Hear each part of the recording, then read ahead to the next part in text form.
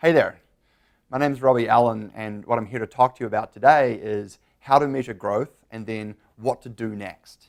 So just for a little bit of context, to get the awkward piece out of the way, I'm from New Zealand, hence the funny accent. That's where I was born and raised.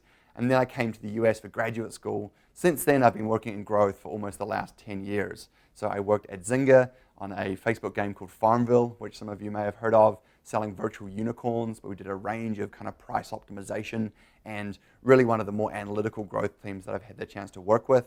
I spent some time at SurveyMonkey, the online surveys business, where I ran the mobile team, and we really rethought what mobile meant to the company and did a ton of work on new user onboarding. And currently I'm at Intercom, where we help businesses chat to their customers. Product School here is a customer, and at Intercom what I've done is worked on a range of first use, brand new user onboarding, churn, pricing and packaging, like right across the growth stack.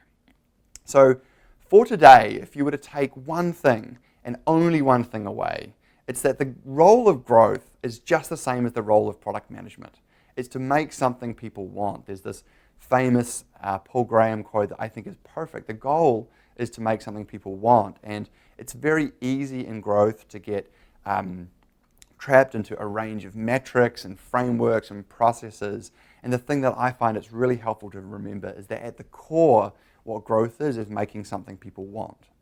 The thing that separates growth product from core product commonly, and there's a range of ways to define this, the way that I find most helpful is that core PM is typically responsible for making brand new product, like net new product that helps customers solve problems in their lives. Whereas growth PM is typically responsible for connecting existing customers or new customers with that value, helping people to use and discover the product that you have. But at its core, it's very, very similar. And to be successful in growth, you actually want to not lose sight of that. For today, I want to do four main things. First, I want to talk about the key metrics in growth. It can seem really complicated, but they're actually pretty simple. I want to talk then about how do you actually measure them practically. Let's make this real, because if you measure this wrong, you won't get the results that you want. And then finally, I want to talk about, okay, that's all great to measure it, but how do you actually move those metrics? How do you build product? And we're going to talk about the ways in which you can use the most useful, the highest leverage growth metrics, and also really at its core, what you want to do is solve problems that people want. So, to start with, what I want to go through is the main growth metrics that you might see. So first, the simplest way to think about growth is, I think, the sort of best way to start. The first place that your company or your product or even a feature in your product starts is getting people to know about it. Often we say that this is acquisition. The whole idea of acquisition and the way that I would measure it is really how many people have ever used your product. After acquisition, you have engagement. What engagement is really measuring is like, are people getting value on a recurring basis from your product? So acquisition is getting people to sign up, and then engagement is actually getting people to get value out of it and get value repeatedly. And then finally, what we also look at is retention. A lot of different ways to measure retention or its inverse churn, but fundamentally what retention is do people keep coming back? Are you keeping your customers or not? Now there's lots of ways to measure these, but fundamentally I think all growth metrics really ladder up to these three main metrics. The thing to remember is that a lot of time we spend time focused on acquisition. How many website hits have you got? How many downloads does your mobile app have? In actual fact, acquisition is pretty easy to gain. It's also not particularly useful. Getting people to try your product is often pretty easy, but the measure of success for any product manager and what defines success for a product is, do people actually get value out of it? It's not just getting people to try it. Fundamentally, it's not solving problems for them, and it's not useful. Getting people to repeatedly get value out of your product and to continue using it, that's kind of hard to do, but that's the stuff that's really going to make a big difference. So as you think about the metrics, understand the range of metrics that we look at typically in growth, but also realize that there's not a whole lot of points for acquisition. It's certainly important, but as a product manager, most of your time should be spent in engagement and especially in retention. So the first thing we talked about is like, how do you measure the right things? the second piece is like, how do you measure them the right way? So what I want to take is the funnel that we just talked about, and what I'm going to do is add this idea of active users. So when we were talking about growth, the funnel that I laid out, they're sort of flows. How many people do we acquire today? How many people were engaged today? How many people have retained? You'll often see them as percentages or some sort of measure like that. But that's the flows through your product. But the other thing that we want to take care of, and the ultimate result we want to drive, is the stock, right? And one way to think about stocks and flows is the old famous leaky bucket model. I imagine a bunch of other people have spoken about it, or you might have come across it before. But I'm going to just put it in context for the presentation today. So the idea of the leaky bucket model is to illustrate this idea of stocks and flows. So acquisition is this idea of the liquid going into this bucket. So you acquire new users, you put them in the top of this bucket. And then engagement is the users that continue to use your product more. How active are they when they're in that bucket of kind of active use? They're getting value out of your product, but how much and how frequently? And then retention, or again, it's inverse churn, is the measure of how many people are leaving your product. It's that kind of water coming out of the bucket. And what we're trying to drive is the size, how many active users we have, the liquid in that bucket. And the benefit of the leaky bucket model is it makes it really easy to understand that it doesn't matter how much liquid you put in the top of this thing. If it's draining out faster than you're putting people in, then you're actually never going to grow the size of this bucket. And in actual fact, the way to grow the largest bucket, to build the biggest product, to have the most success, is to have the least amount of leakage that you can, which is why retention is super important, but we'll talk about that in a little bit. So we have these measures of active users, but what does it mean to be an active user? Now, it's really important that you measure activity in the best way. Now, what I would suggest is that as you think about measuring what is an active user, who actually used my product, it's not about acquisition, it's not about downloads, nor is it about people that sort of opened your website or went to your website. To go back to the central theme that I'll kind of bang on about in this presentation, the way you want to measure an active user, who was actually an active user in our leaky bucket model, is someone that actually got the value that your product is supposed to provide. So it's not about some easy to measure sort of technical definition, such as a website visitor. It's much more defined in the context of your product and what value means. Here's two examples that I find really helpful. And the first is Uber. Uber is a service that allows you to book a car from A to B, and mostly they run through their mobile app.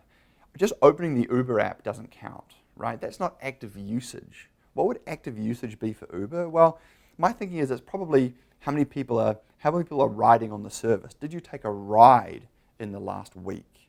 So typically for a measure of active usage, you want a thing that someone's done and also a frequency that might be in. The way to set the frequency that you should be looking at for your product is really like how frequently does this thing occur?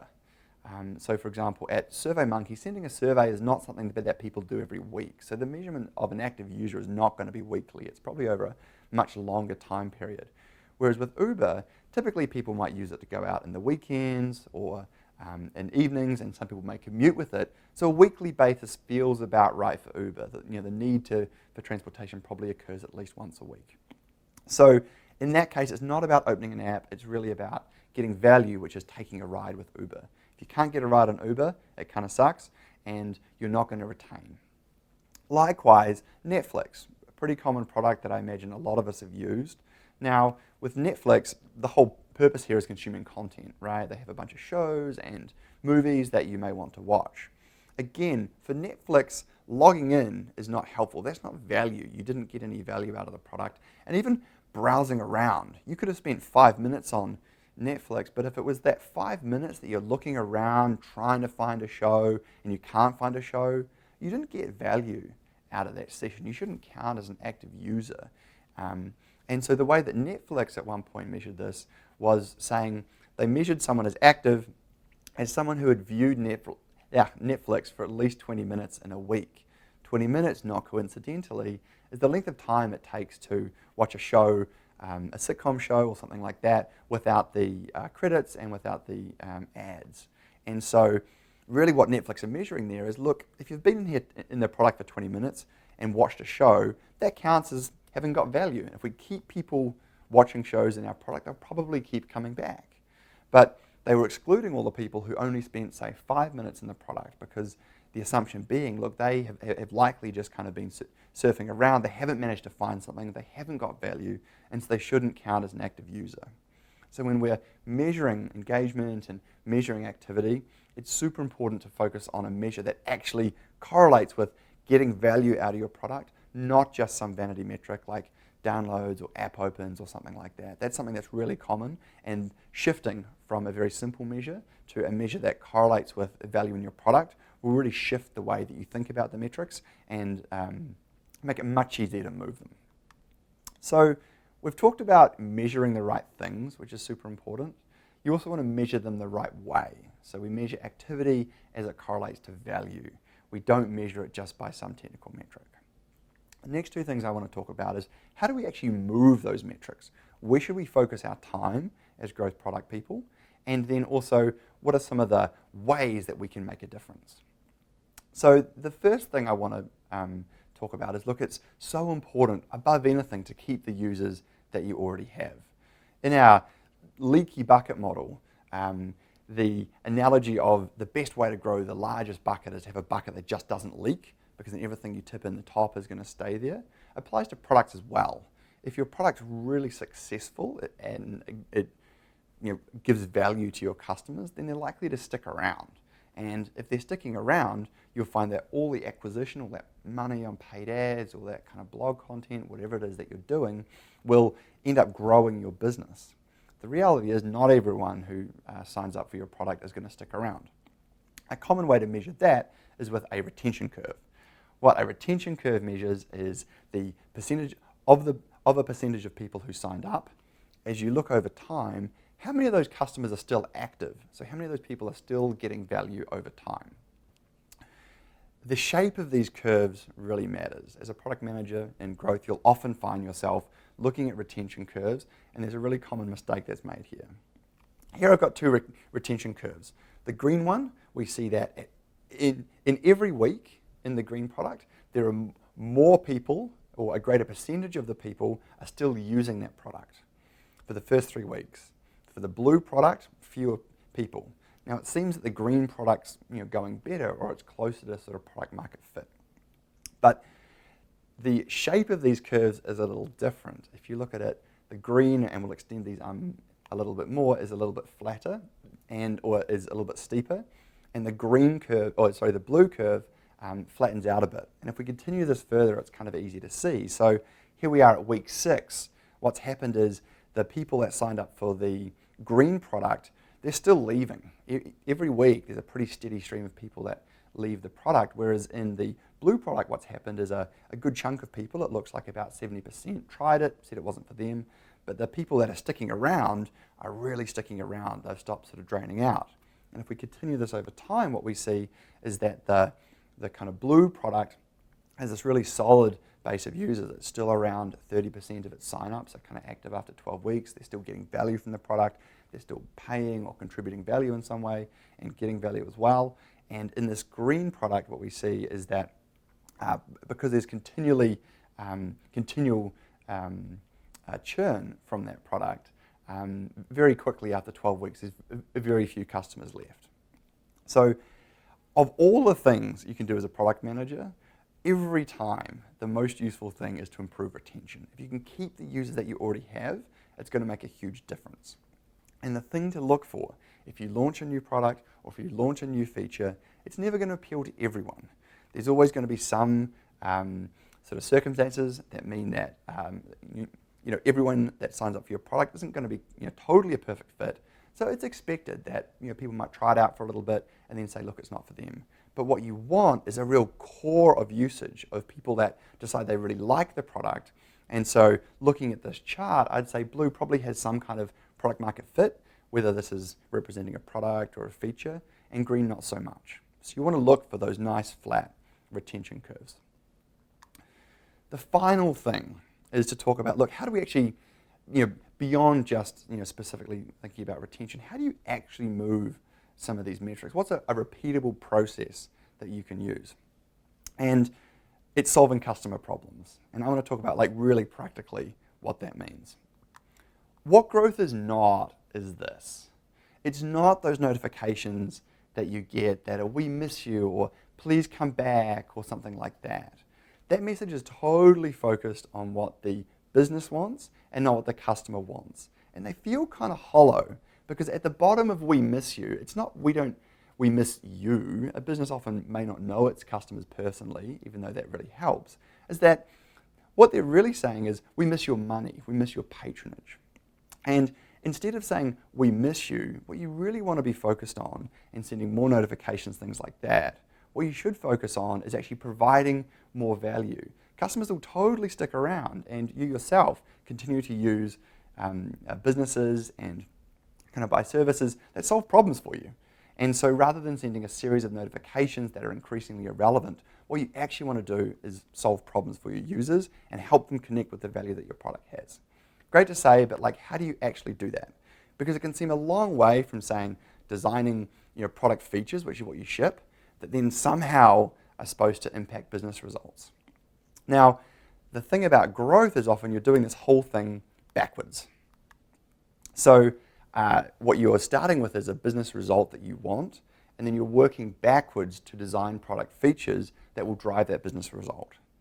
But again, that's kind of opaque. How do you actually work through that whole process? The way to do that is to look at the intermediate steps. So, to get business results, you have to drive your customers to do certain things, subscribe or stay retained or something like that. Customer behavior is sort of measurable things in your product, and as a result of that, you get the business results that you want.